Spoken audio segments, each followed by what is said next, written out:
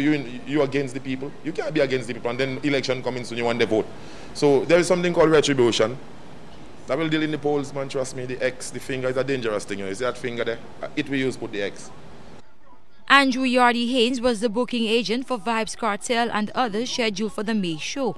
And although he says he accepts the government's decision to ban the artiste from performing, he is still defiant. He says the people who banned the Jamaican DJ are hypocrites with no knowledge of him or his music. Kartel have good tunes too, you know. You have social commentaries. You know, as an artist, you target certain markets. Vybz Kartel was denied a work permit by the Labour Minister following an investigation by an ad hoc committee.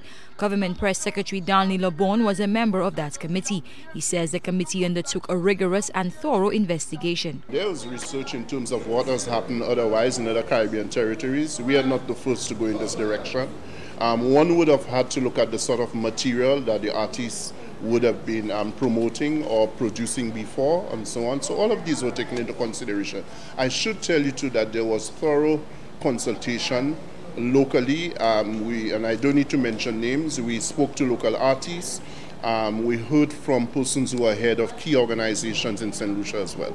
LeBon says a number of factors were considered, among them freedom of expression and the movement's guarantee to CARICOM nationals. The issue of morality is key.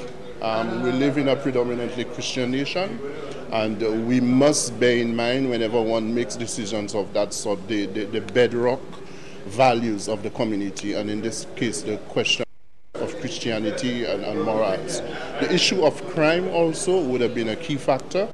Kartel was scheduled to perform here in December at a show for the same promoter. Haynes says the May concert was to settle up since he never showed up. He also wants the St. Lucian public to know this would not have been the first appearance by the self-proclaimed teacher. Kartel was there in 2008 for Love Fest, and there was no violence.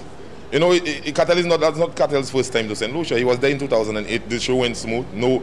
Actually no crime or nothing. I could see if the government had come in for bond or something, or a stipulation, and come in some stipulations and say, boy, put up this type of money, and if the man curse or he say bad word, you know. But as a matter of fact, even obscenity to me, or what we call vulgarity, like them bad word, to me, it have its place.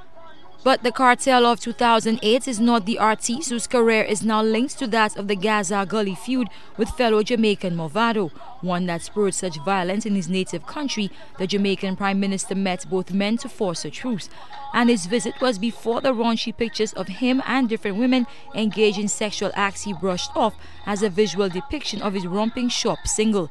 Pictures the CAFRA representative and the Division of Gender Relations warn are detrimental to women and the society that is already plagued with various social ills, including teenage promiscuity and pregnancy. Carmi Joseph, HTS News, Channel 4.